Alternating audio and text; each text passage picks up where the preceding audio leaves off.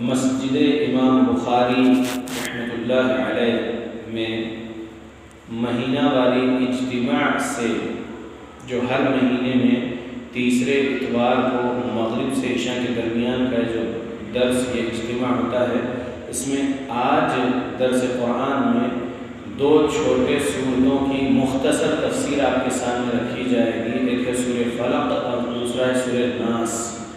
بہت غور سے سنیے سورہ فلق اور سورہ ناس کی مختصر تفسیر۔ آدھا گھنٹہ یا 35 منٹ جو کچھ بھی وقت میں ہم یہ تفسیر مکمل کر پائیں گے، مختصر تفسیر۔ تو یہ تفسیر کے بعد جو سوال جواب کریں گے، درس میں سنائی گئی دلیلوں کے بارے میں جو سوال کریں گے، وہ سوال کا جواب آپ لوگوں میں سے جو کوئی بھی دیں گے تو ان کو کتاب انعام میں دی جائے گی، جیسا کہ یہاں پر پچھلے مہینوں سے چلا آ رہا ہے سلسلہ۔ تو ہم سورہ فلق اور سورہ ناس کی تفسیر شروع کر رہے ہیں۔ سب لوگ پھر سے ایک مرتبہ درود ابراہیم پڑھ لیجیے۔ اللہم صلی علی محمد صلی اللہ علیہ وسلم مجید، اللہم بارک علی محمد وعلی آل محمد کما بارکت علی ابراہیم وعلی آل ابراہیم انک حمید مجید۔ امام مالک رحمۃ اللہ علیہ 93 ہجری میں پیدا ہوئے، 179 ہجری میں انتقال کر گئے۔ پیدا مدینے میں ہوئے تھے، مدینے میں ہی علم حاصل کرے قرآن اور حدیث کا۔ مسجد نبوی میں امام بنے، مدرس بنے، مسجد نبوی میں مفتی تھے وہ، ان کے دور کے وہاں پر لوگ آ کے ان سے کئی سوالات کرتے تھے اور علمی دلائل سیکھتے تھے قرآن اور حدیث کی، اور پھر وہ مدینے میں ہی انتقال کر گئے 179 ہجری میں، اور بقیع قبرستان میں دفن ہیں امام مالک رحمۃ اللہ علیہ۔ انہوں نے موطا نام سے ایک کتاب حدیث کی لکھے، جس میں ایمانیات، اعمال صالحہ اور اخلاقیات جمع کیے احادیث نبویہ سے۔ موطا امام مالک، اس کتاب میں باب جو باندھے ہیں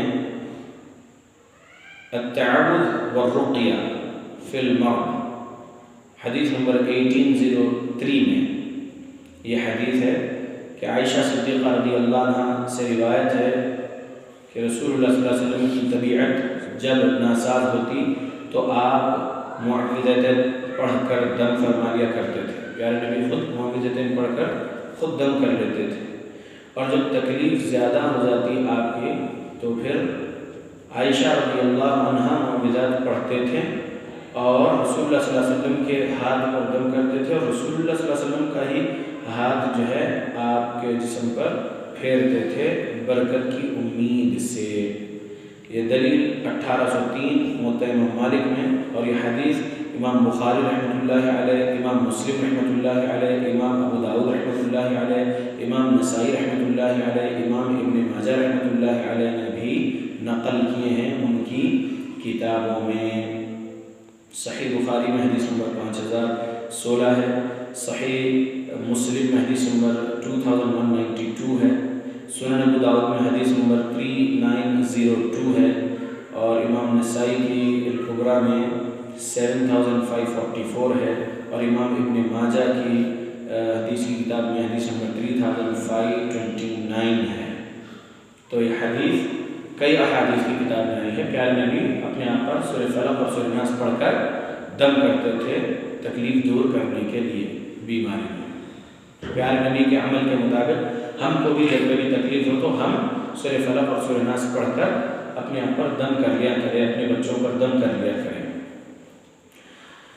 سورہ فلق پڑھ کر سنا رہا ہوں اور اس کا ترجمہ ہے۔ اعوذ باللہ من الشیطان الرجیم، بسم اللہ الرحمن الرحیم۔ قل اعوذ برب الفلق من شر ما خلق ومن شر غاسق اذا وقب ومن شر النفاثات في العقد ومن شر حاسد اذا حسد۔ ترجمہ: اے نبی کہہ دیجئے کہ میں صبح کے رب کی پناہ میں آتا ہوں، ہر اس چیز کے شر سے جو اس نے پیدا کیا ہے، اور اندھیری رات کے شر سے جب وہ چھا جاتی ہے، اور گرہوں میں پھونکے مارنے والیوں کے شر سے اور حسد کرنے والے کے شر سے جب وہ حسد کرے۔ کس کی پناہ مانگ رہے ہیں ہم یہ سورہ پڑھ کر؟ اس رب کی پناہ مانگ رہے ہیں جو صبح کا رب ہے۔ فلق یعنی اندھیرے کو کاٹ کر روشنی لاتا ہے، صبح کا رب۔ فلق مفسرین نے سمجھائے ہیں کہ دانے کو اور گٹھلی کو پھاڑ کر اس میں سے پودا اگانے والا رب۔ فلق کا معنی مفسرین نے سمجھائے ہیں رات کے اندھیرے کو پھاڑ کر صبح لانے والا رب، گٹھلی اور دانے کو پھاڑ کر اس میں سے پودا اگانے والا، اناج اگانے والا رب۔ اس رب کی ہم پناہ مانگتے ہیں۔ رب اللہ کی صفت ہے، اللہ کا ذاتی نام اللہ ہے، اور اللہ کے صفاتی نام 99 جو ہم حدیث کی کتاب سے جان رہے ہیں، تو اس میں ایک صفت رب ہے۔ رب یعنی پالنے والا، رب یعنی جہانوں کو پالنے والا، ٹھیک ہے؟ کون ہے ہمارا رب؟ ربی اللہ۔ قبر میں سوال کیا جائے گا، پوچھیں گے منکر نکیر کہ من ربک، بتا تمہارا رب کون؟ تو کیا جواب دینا رہے گا؟ ربی اللہ، میرا رب اللہ ہے۔ تو دنیا میں موت آنے تک بندہ اللہ رب العالمین کی فرما برداری میں زندگی گزارے گا، اللہ کی ذات اور صفات اور عبادات میں شرک نہیں کرے گا، تو قبر میں منکر نکیر کے سوال کے جواب میں کہہ سکے گا کہ میرا رب اللہ ہے۔ اللہ ہم سب پر رحم کرے، آمین۔ تو قل، اللہ بول رہے ہیں کہہ دیجئے، کہیے، اعوذ، میں پناہ مانگتا ہوں، برب الفلق، فلق کے رب کی میں پناہ میں آنا چاہتا ہوں، پناہ مانگتا ہوں۔ فلق کا آپ کے سامنے تفسیر مختصر کر دی گئی۔ کس سے، کس کے شر سے پناہ؟ من شر ما خلق، من شر ما خلق، اللہ آپ نے جو کچھ پیدا کیا ہے وہ تمام مخلوقات کے شر سے میں آپ کی پناہ مانگتا ہوں۔ وَمِن شَرِّ غَاسِقٍ إِذَا وَقَبَ، اور اندھیری رات کے شر سے جب وہ چھا جائے۔ جیسے ہی اندھیرا ہو جاتا ہے، رات چھا جاتی ہے، تو موذی جانور بھی اندھیرے میں نکل جاتے ہیں، تو ان کا بھی شر ہوتا ہے۔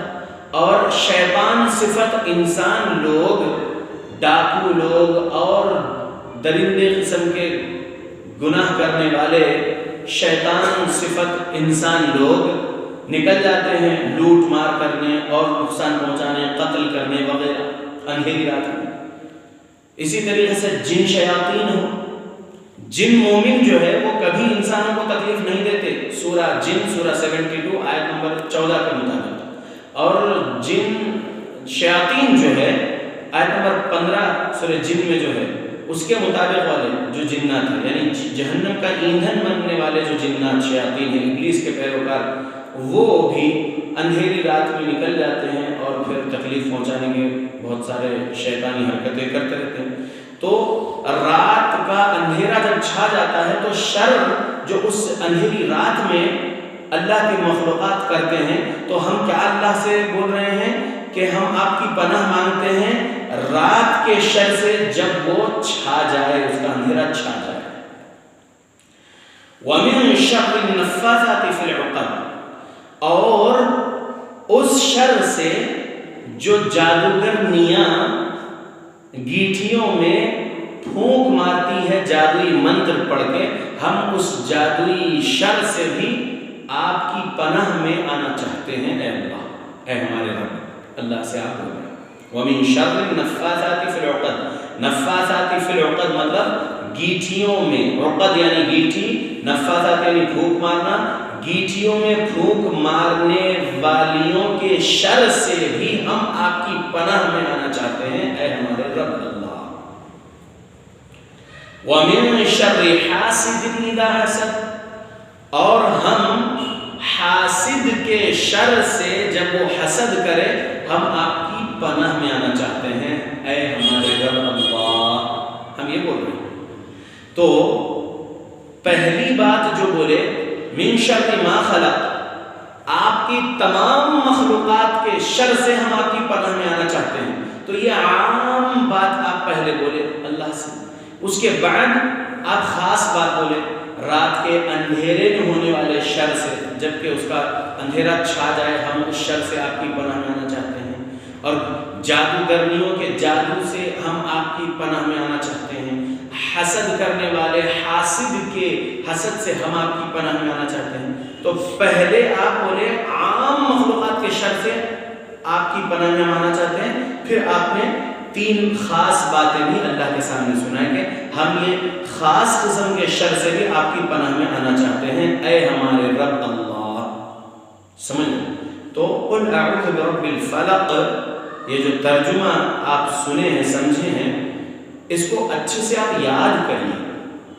اپنے اپنے علاقے کے اپنے اپنے گھر کے پاس کی مسجدوں میں جا کر وہاں پر آپ مسجد کے امام صاحب سے، مسجد کے عالم صاحب سے آپ سوال کریے، سیکھیے عقیدہ صحیح صحابہ اہل بیت کے مطابق، اعمال صحیح صحابہ اہل بیت کے مطابق، اخلاق حسنہ صحابہ اہل بیت کے مطابق، جو قرآن و حدیث کی دلائل میں ہیں، سلف صالحین کی سمجھ کے مطابق آپ سیکھیے، سوال کر کے علم حاصل کریے.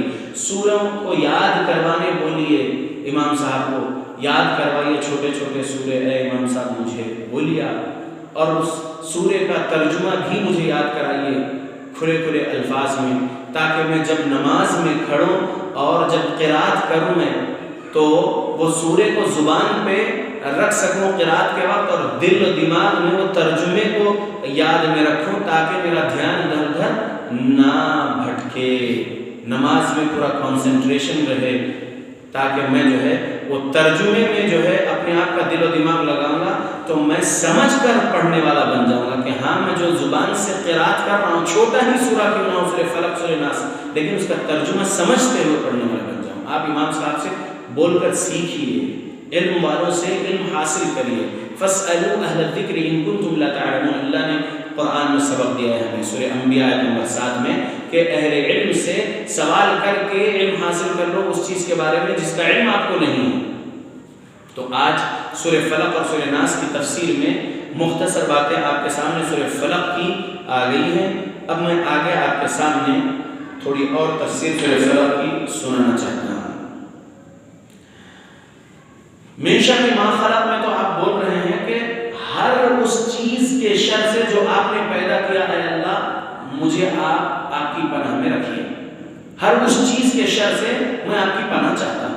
من شر ما خلق، جو کچھ بھی آپ نے پیدا کیا ہے کائنات میں ان تمام مخلوقات کے شر سے میں آپ کی پناہ میں آنا چاہتا ہوں، یہ بول رہے ہیں.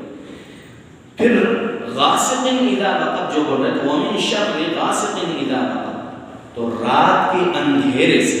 یہاں پر غور کریے، مجاہد رحمۃ اللہ علیہ مفسر ہیں، فرماتے ہیں کہ اس سے مراد ہے رات کی تاریکی جو اس وقت شروع ہو جاتی ہے جب غروب آفتاب کی وجہ سے اندھیرا چھا جاتا ہے.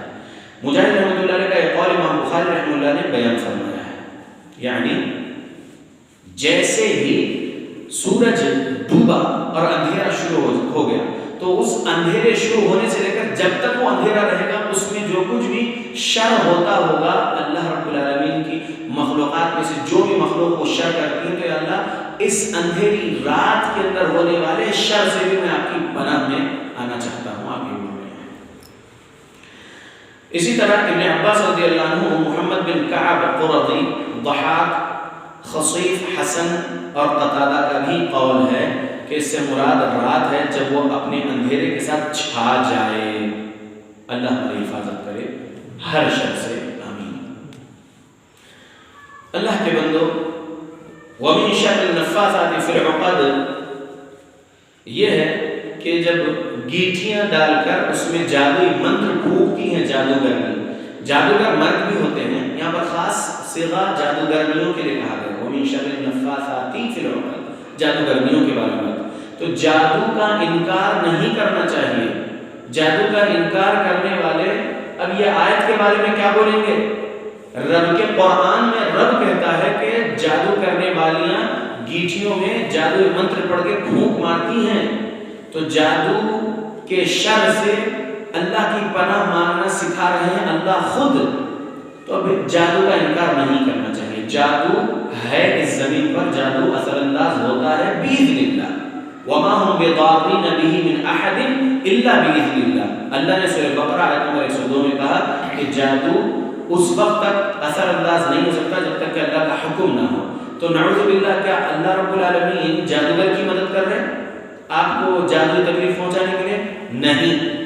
اللہ آزما رہے ہیں آپ کو جادوئی اثر میں رکھے کہ اب آپ اس جادوئی اثرات کو کاٹنے کے لیے اللہ سے شفا مانگیں گے یا پھر آپ جادوگر کے پاس ہی جا کر جادو کو کاٹنے کے لیے جادوئی علاج کروائیں گے. اللہ آزماتے ہیں.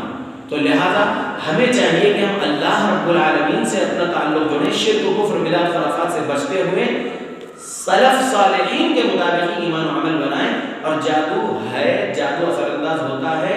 جادو کا کاٹ بھی قرآن حدیث میں ہی ہے. جادو کا علاج جادو سے نہیں کرنا ہے، جادو کا علاج جادو سے کرنا کفر ہے.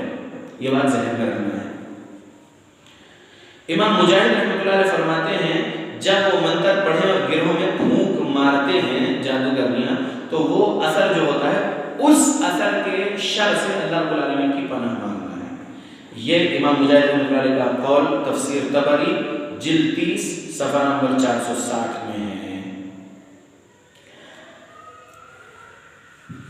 ایک روایت میں ہے جبرائیل علیہ السلام نبی صلی اللہ علیہ وسلم کی خدمت میں حاضر ہو کر عرض کرنے لگے، اے محمد صلی اللہ علیہ وسلم، آپ کی طبیعت ناساز ہے کیا؟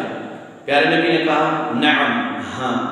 تو جبرائیل نے یہ پڑھ کر آپ پر دم کیا، بسم اللہ یرقیک من کل داء یؤذیک ومن شر کل حاسد وعین اللہ یشفیک. ترجمہ، اللہ کے نام سے میں آپ کو ہر اس بیماری سے دم کرتا ہوں جو آپ کو تکلیف دے، ہر حسد کرنے والے کے شر اور ہر بری نظر سے بھی آپ کو دم کرتا ہوں، اللہ تعالیٰ آپ کو شفا عطا فرمائے. یہ دلیل صحیح مسلم میں حدیث نمبر 2186 ہے. امام مسلم رحمۃ اللہ علیہ نے کتاب السلام باب الطب والمرض والرقا میں یہ حدیث نقل کیے ہیں. تو معلوم کیا ہوا اس حدیث سے؟ صحیح مسلم کی حدیث ہے، یاد رکھنا. اس حدیث سے کیا معلوم ہوا کہ رسول اللہ صلی اللہ علیہ وسلم کی طبیعت ناساز ہوئی تو جبرائیل علیہ السلام آ کر آپ پر رقیہ کیے اور سوال کے پیارے نبی سے، کیا آپ بیمار ہیں؟ پیارے نبی نے کہا ہاں.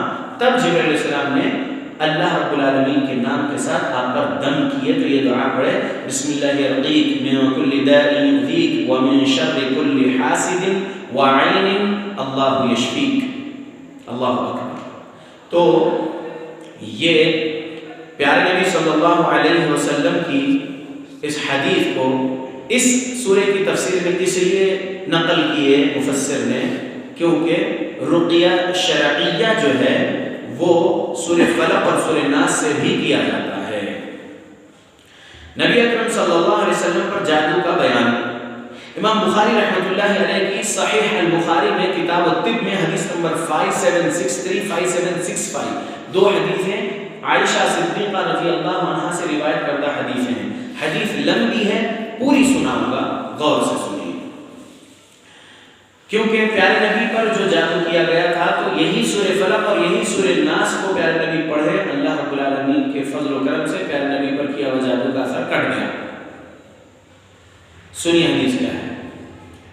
عائشہ صدیقہ رضی اللہ عنہا کہتی ہیں کہ پیارے نبی صلی اللہ علیہ وسلم پر جب جادو ہوا تھا تو کسی کو معلوم نہیں کہ آپ کو یہ جو تکلیف ہے کیا وجہ سے ہے. پیارے نبی صلی اللہ علیہ وسلم کی کیفیت یہ ہوا کرتی تھی ان دنوں کہ آپ بھولنے والی کیفیت میں چلے گئے تھے. شریعت کی کوئی چیز نہیں بھولے پیارے نبی. کچھ کام کر چکے ہوتے تھے گھر کا لیکن نہیں کرے سمجھ کے پھر کام دہراتے تھے. تو یہ کیفیت تھی. اور دوسرا آپ اپنے آپ کو باندھا ہوا محسوس کرتے تھے. کچھ مہینے گزرے. ایک روز پیارے رسول محمد صلی اللہ علیہ وسلم عائشہ صدیقہ رضی اللہ عنہا کی باری والے دن عائشہ صدیقہ رضی اللہ عنہا کے پاس آئے، بہت زیادہ دعا کیے اور سو گئے، پھر اٹھ کے بیٹھے، عائشہ رضی اللہ عنہا کو بیان کرے کہ اے عائشہ، ابھی دو آنے والے آئے، یعنی فرشتے، ایک فرشتہ آ کے میرے سر کے پاس بیٹھا، دوسرا فرشتہ آ کے میرے پیر کے پاس بیٹھا، اور ایک فرشتہ سوال کر رہا ہے جو پیر کے پاس بیٹھا تھا اس سے، جو سر کے پاس بیٹھا ہے وہ جواب دے رہا تھا۔ سوال کرنے والے نے پوچھا کہ کیا ہوا محمد کو صلی اللہ علیہ وسلم، تو جواب دینے والے نے کہا کہ آپ پر جادو کیا گیا ہے۔ سوال کرنے والے نے کہا کہ کس نے کیا؟ جواب دینے والے فرشتے نے کہا کہ لبید بن اعصم نام کے یہودی نے جادو کیا ہے، جو بنو زریق قبیلے کا۔ وہ جادو رکھا کہاں؟ تو بنو زریق قبیلے کے کھجور کے باغیچے میں، ذروان نام کے کنویں میں رکھا ہے، ایک پتھر کے نیچے آپ کے سر کے بال اور آپ کی کنگھی لے کر جادو کیا ہے۔ بخاری میں کرتے کا لفظ نہیں ہے، لیکن طبرانی، ابو داؤد وغیرہ کی روایت سے تفسیر ثنائی میں ثناء اللہ امرتسری رحمۃ اللہ علیہ سورہ فلق اور سورہ ناس کی تفسیر میں لکھے کہ کرتا بھی تھا، جو ایک کام والی سے شرابایا تھا، وہ چوری کر کے لے جا کے لبید بن اعصم کو دی تھی، تو اس نے جادو کیا تھا۔ اب میں واپس بخاری والی بات کی طرف آ رہا ہوں، جو صحیح بخاری میں عائشہ رضی اللہ عنہا سے روایت کر رہی ہے۔ تو عائشہ رضی اللہ عنہا کہتی ہیں کہ پیارے نبی جب مجھے سنا دیے تو آپ کچھ صحابہ کو لے کر بنو زریق کے کھجور کے باغیچے میں گئے، ذروان نام کے کنویں کے پاس گئے، اور پھر ایک روایت میں علی رضی اللہ عنہ سے وہ چیزیں نکلوائے کنویں میں سے۔ علی رضی اللہ عنہ وہ چیزیں نکالے اور اس میں 11 گھیٹیاں ڈلی ہوئی تھیں، 11 گھیٹیاں ڈلی ہوئی تھی، وہ بال، کنگھی اور کرتا وغیرہ میں۔ تو 11 گھیٹیوں کو پیارے نبی کھولے تو ایک ایک آیت پڑھتے ہوئے کھولے۔ سورہ فلق میں 5 آیتیں ہیں، سورہ ناس میں 6 آیتیں ہیں، تو ٹوٹل یہ 11 آیتیں ہیں۔ ایک ایک آیت پڑھتے ہوئے ایک ایک گھیٹی کھولے، جیسا وہ جادو کی 11ویں گھیٹی کھل گئی، پیارے رسول محمد صلی اللہ علیہ وسلم پر کیا ہوا جادو ختم ہو گیا اللہ کے حکم سے۔ یہ سورہ فلق اور سورہ ناس کی ایک تفسیر میں یہ حدیثیں بیان مفسرین نے کی ہیں، تو میں بھی کر رہا ہوں آپ کے سامنے۔ میں رقیہ کا سبجیکٹ سنانے نہیں بیٹھا ہوں، سورہ فلق اور سورہ ناس کی تفسیر سنانے بیٹھا ہوں، اور اس تفسیر میں چونکہ مفسر نے یہ حدیثیں نقل کی اس لیے میں حدیث آپ کے سامنے سنا رہا ہوں، کیونکہ ابھی ہمارے کچھ مہینوں سے یہاں پر جو درس چل رہا ہے ہر مہینے کے تیسرے اتوار کا مغرب سے شام، تو اس میں ہم ایک ایک چھوٹے سورے کی تفسیر آپ کے سامنے سنا رہے ہیں۔ تو آج ہم فلق اور ناس کی تفسیر لے کر آئے ہیں، تو اس تفسیر میں یہ جادو پیارے نبی پر جو کیا گیا تھا اس کا بھی بیان ہے، اور آپ پر جبرائیل علیہ السلام نے جو رقیہ کیے تھے وہ بھی بیان ہے اس تفسیر میں، اس لیے میں آپ کے سامنے سنا رہا ہوں، غور سے سنیے۔ پیارے رسول محمد صلی اللہ علیہ وسلم جب عائشہ رضی اللہ عنہا کے پاس آ گئے، وہ جادو زائل جب ہو گیا، تو وہ کنویں کے پاس سے جب عائشہ رضی اللہ عنہا کے پاس پیارے نبی آئے تو کہتے ہیں کہ رسول اللہ صلی اللہ علیہ وسلم اس کنویں پر سے جب تشریف لے کر آئے تو یہ بیان کرے کہ یہ وہ کنواں تھا جو مجھے خواب میں دکھایا گیا تھا اے عائشہ۔ اس کا پانی مہندی کی طرح سرخ ہو چکا تھا، اور اس کے کھجور کے درختوں کے سرے شیطانوں کے سر کی طرح تھے، چنانچہ اسے باہر نکال دیا گیا۔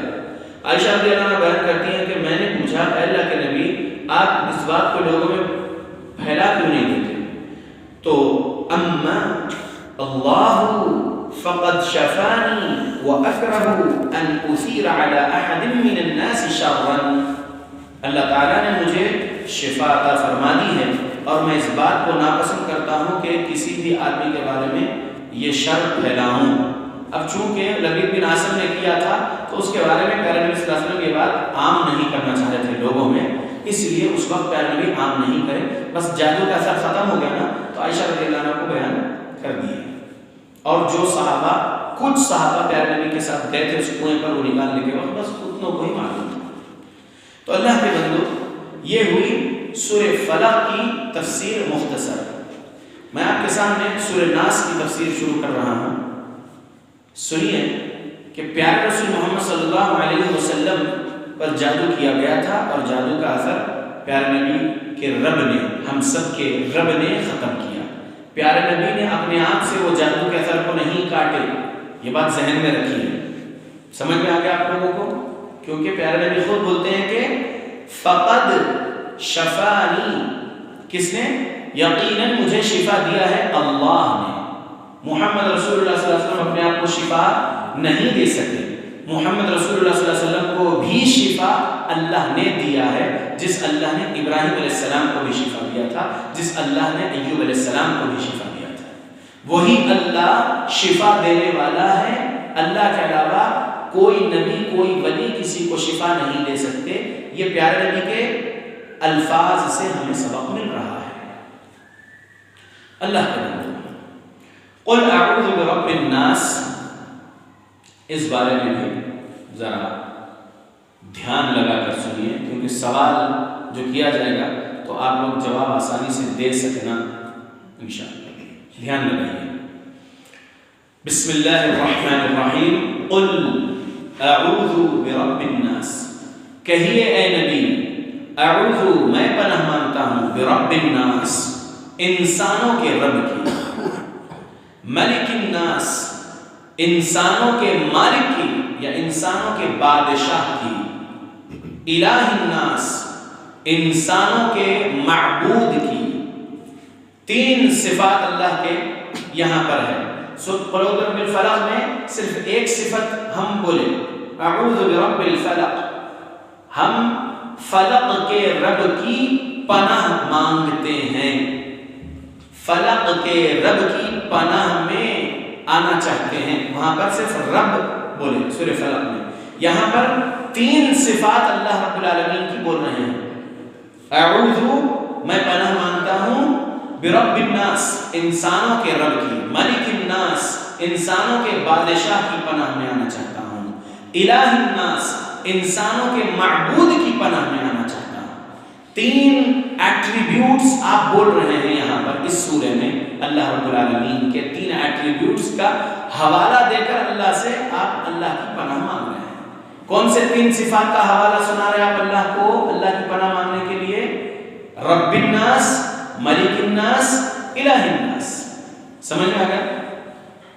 رب پالنہار جہانوں کا صرف اللہ ہے، ملک الناس مالک بادشاہ جہانوں کا صرف اللہ ہے، الہ الناس معبود برحق جہانوں کا صرف اللہ ہے۔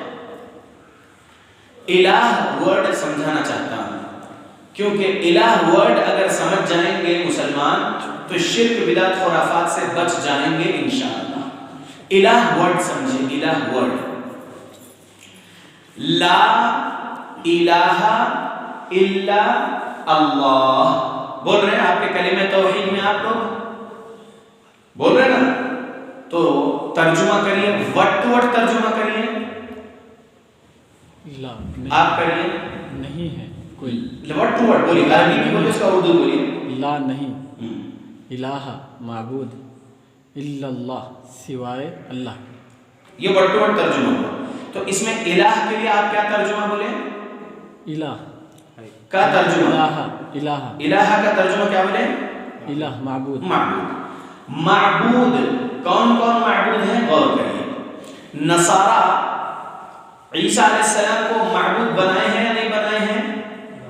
معبود مطلب جس کی عبادت کی جاتی ہے، معبود مطلب جس کی عبادت کی جاتی ہے۔ تو عیسیٰ علیہ السلام کو نصرانی لوگ معبود بنائے ہیں نا، تو اب لا الہ کہہ رہے ہیں، نہیں ہے کوئی معبود، نہیں ہے عیسیٰ علیہ السلام معبود الا اللہ سوائے اللہ کے۔ سمجھ میں آ رہا؟ لا الہ نہیں ہے وشنو معبود الا اللہ سوائے اللہ کے۔ سمجھ میں آ رہا؟ لا الہ نہیں ہے کوئی بھی عبادت کے لائق الا اللہ سوائے اللہ کے۔ تو عبادت وشنو کی جاتی ہے نہیں کی جاتی؟ کی جاتی ہے۔ عیسیٰ علیہ السلام کی عبادت کی جاتی ہے نہیں کی جاتی؟ کی جاتی ہے۔ یہ دو کے علاوہ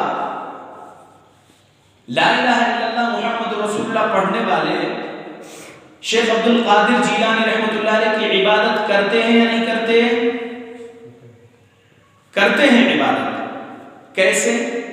وہ اس طرح المدد یا غوث اعظم دستگیر لکھا جا رہا ہے جھنڈے پر، تو مدد مانگنا کس سے ہے؟ اللہ سے ہے یا صرف اللہ سے ہے؟ صرف اللہ سے. محمد رسول اللہ صلی اللہ علیہ وسلم عبداللہ بن عباس رضی اللہ عنہ کو کیا سکھائے؟ اے میرے بیٹے، جب کبھی مدد مانگو، اذا استعنت فاستعن باللہ، جب کبھی مدد مانگو تو کس سے مدد مانگو؟ اللہ سے. تو اب اللہ رب العالمین کے بندے امت محمد صلی اللہ علیہ وسلم میں کچھ ایسے ہیں جو عبد القادر جیلانی رحمۃ اللہ علیہ سے مدد مانگ رہے نا، تو مدد مانگنا صرف اللہ سے، اللہ کے علاوہ کسی اور سے مدد نہیں مانگ سکتے. چاہے بیماری میں مدد مانگنا ہو، چاہے مالی طور پر مدد مانگنا ہو، چاہے اور دنیاوی حاجات اپنے پورے کرانے کے لیے کس سے مدد مانگنا ہے؟ جو اللہ کر سکتا ہے وہ مدد کس سے مانگنا ہے؟ صرف اللہ سے. پانی پلائیے مجھے بول کے میں حافظ عبد المجید بھائی کو بول رہا ہوں، تو پانی عبد المجید بھائی پلا سکتے ہیں نا مجھے؟ تو یہ مدد، یہ عام مدد جو ہے، یہ ہم جو ہیلپ ان سے لے رہے ہیں، یہ شرک ہو رہا ہے کیا؟ نہیں. لیکن اگر میں بیمار ہو جاؤں اور شفا مانگنا ہے، عبد المجید بھائی مجھے شفا دیجیے، اگر میں بولتا ہوں تو یہ شرک ہو رہا ہے نہیں ہو رہا؟ یہ شرک ہو رہا ہے. تو شیخ عبد القادر جیلانی رحمۃ اللہ علیہ سے اگر کوئی شفا مانگتے ہیں تو شرک ہو رہا نہیں ہو رہا؟ تو وہاں پر ان کو الہ بنانے والی بات ہو رہی نہیں ہو رہی؟ کیونکہ الہ مطلب کیا؟ بولیے. معبود. معبود مطلب کیا؟ جس کی عبادت کی جائے، جس کی عبادت کی جائے یا کی جاتی ہے. تو دعا عبادت ہے یا نہیں ہے؟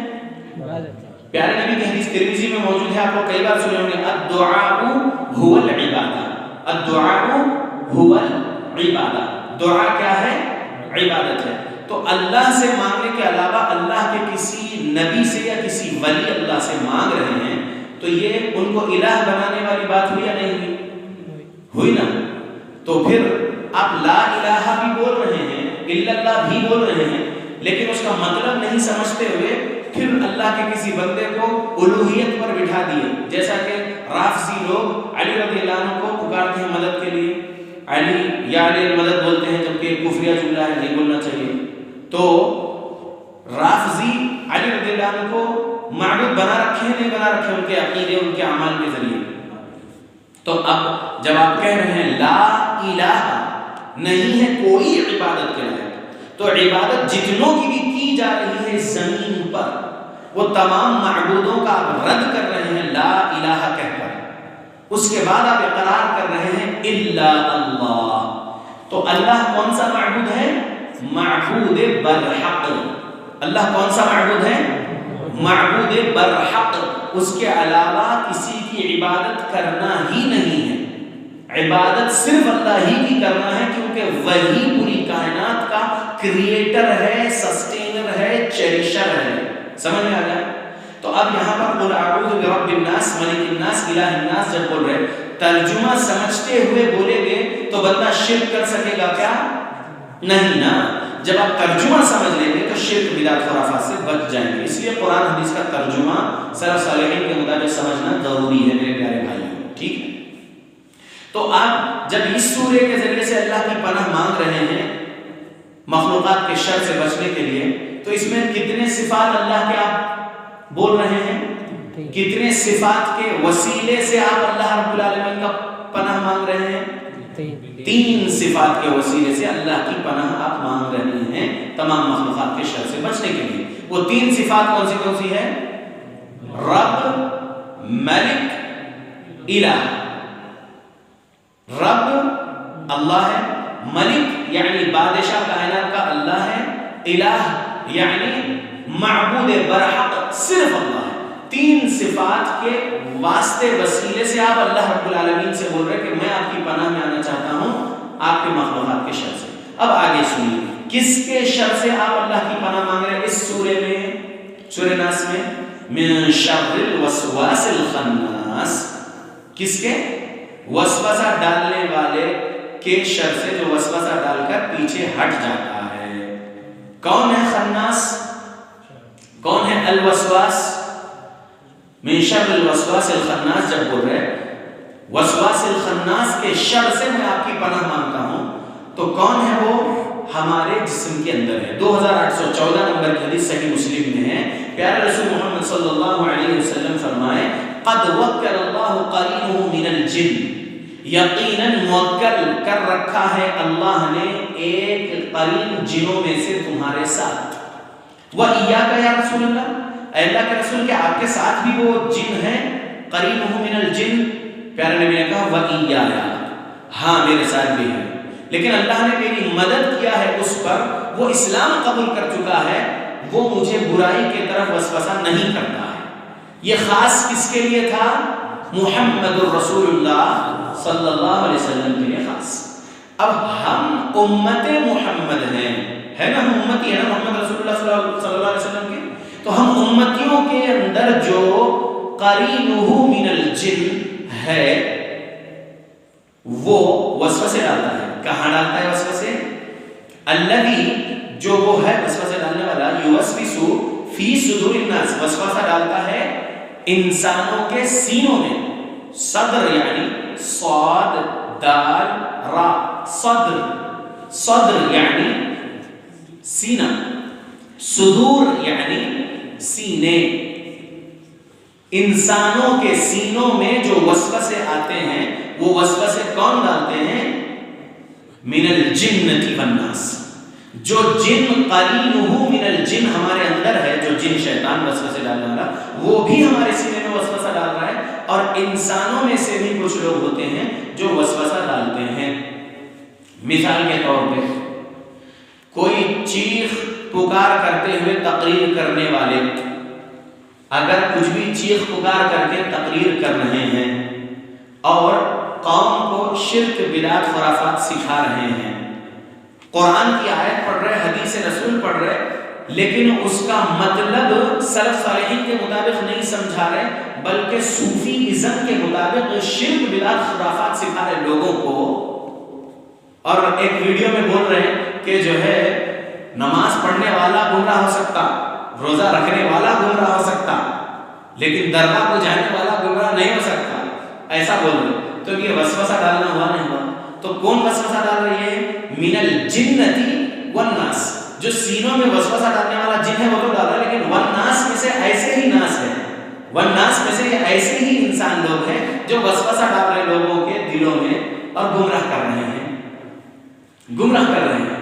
مثال کے طور پہ ایک وسوسہ ایک مفتی صاحب ڈالیں، اللہ ہر جگہ ہے بولنے والے مفتی صاحب بول رہے ہیں کہ جو ہے ہم آیت پڑھ کے سناتے آپ کو اللہ کے قرآن کی، سورہ بقرہ آیت نمبر 115، اللہ نے کہا اینما تولوا فثم وجہ اللہ، تم جہاں کہیں اپنا رخ کرو وہاں اللہ کا چہرہ ہے۔ دیکھو ہم دلیل دے دی، اللہ ہر جگہ ہے بولنے والی دلیل ہم قرآن سے دے دی، اب یہ وسوسہ ڈال دیے نہیں ڈال دیے؟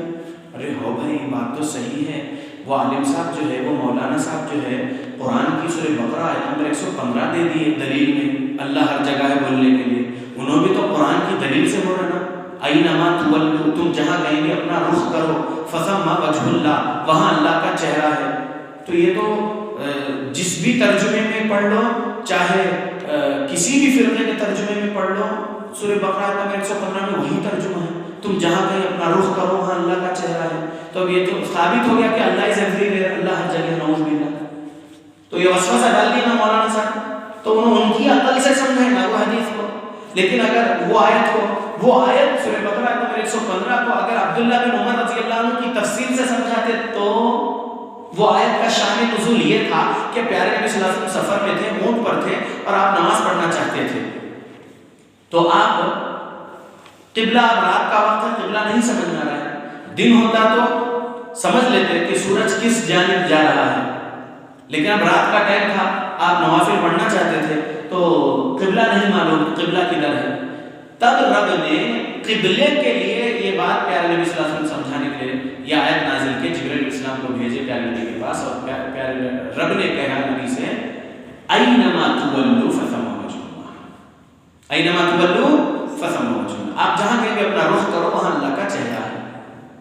یہی چیخ پکار کرنے والے، تقریر کرنے والے حضرت صاحب ایک بار بولے کہ جو ہے ایک بار میں فلائٹ میں بیٹھا ہوا تھا، میرے بازو سیٹ پہ جو ہے ایک شخص بیٹھا ہوا تھا دوسری پارٹی کا، انہیں جو ہے عجیب و غریب باتیں کر رہا تھا، تو میں اس سے بولا کہ کعبہ نیچے ہے، تو ہوا میں اوپر فلائٹ میں بیٹھا ہے، اب بتا تو اب نماز کا ٹائم ہے، نماز پڑھنے کے لیے تو اپنا رخ کہاں کرے گا؟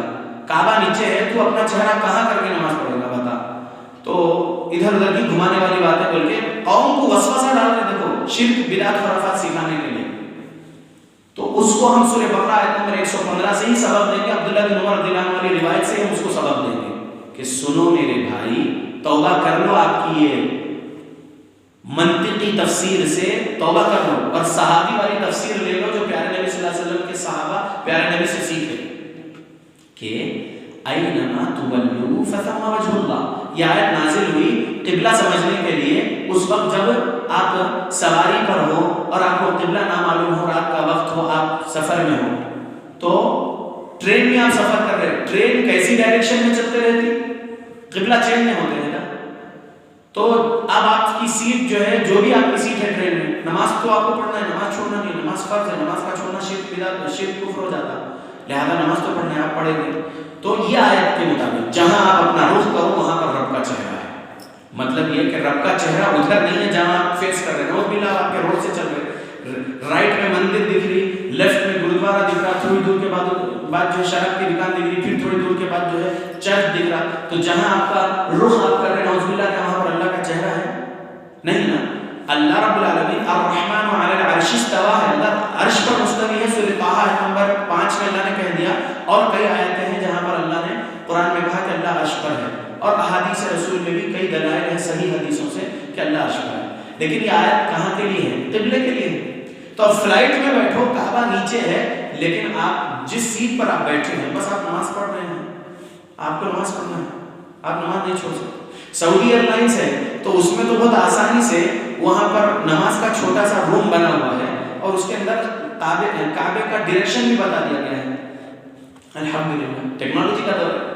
تو اللہ کے بندوں، گمراہ کرنے والے الذی یوسوس فی صدور الناس من الجنۃ والناس، تو جو جن شیطان ہمارے سینے میں ہے جو وسوسہ ڈالتا ہے، وہ تو وسوسہ ڈالتا ہے، لیکن الناس میں سے، من الجنۃ والناس میں سے جو وسوسہ ڈالتے ہیں، وہ الناس ایسے رہتے ہیں جو گمراہ خود رہتے ہیں اور لوگوں کو قرآن و حدیث کا غلط مطلب سمجھاتے ہوئے گمراہ کرتے ہیں۔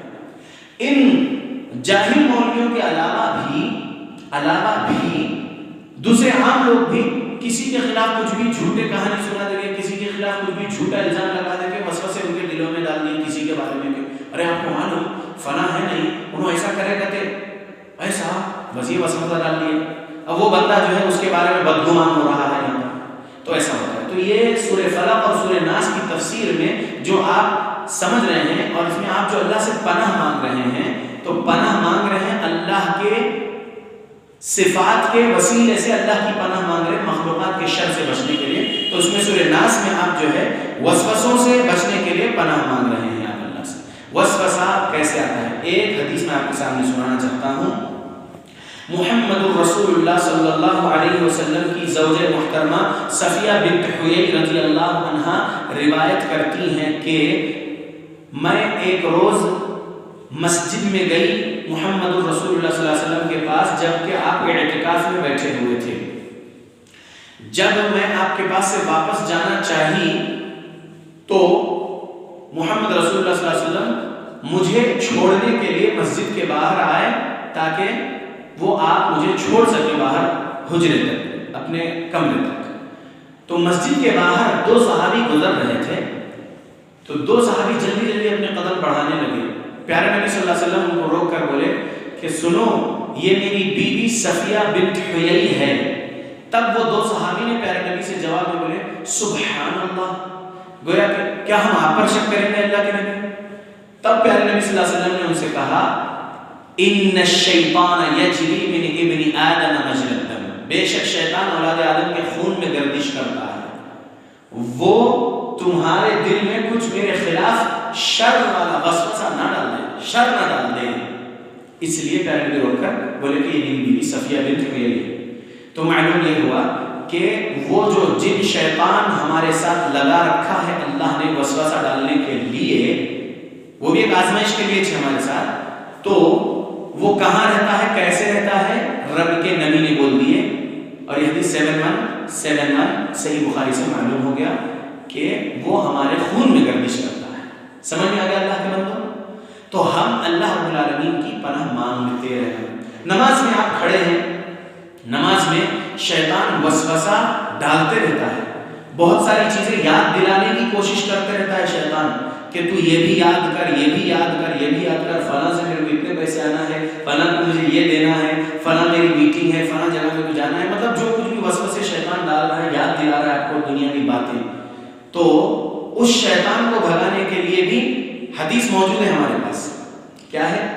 عثمان بن ابی العاص ثقفی رضی اللہ عنہ سے، ابی العاص ثقفی رضی اللہ عنہ کو پیارے نبی صلی اللہ علیہ وسلم نے یہ بتائے تھے کہ جب کبھی سینے میں وسوسہ آئے تو اعوذ باللہ من الشیطان الرجیم پڑھ کر لیفٹ طرف، اپنا دل لیفٹ طرف رہتا نا، تو اپنے سینے کی طرف یہاں پر لیفٹ طرف تھو تھو تھو 3 بار ایسا تھوک دم کر دینے کا ہے اعوذ باللہ من الشیطان الرجیم پڑھ کے، تاکہ وہ وسوسہ جاتا رہے جو قرینہ من الجن یا الوسواس الخناس، من شر الوسواس الخناس جو بول رہے، وہ جو وسواس الخناس جو وسوسے آ رہے ہیں، وہ جو ڈال رہا ہے، وہ دور ہو جائے. سمجھ میں آ گیا اللہ کے بندوں؟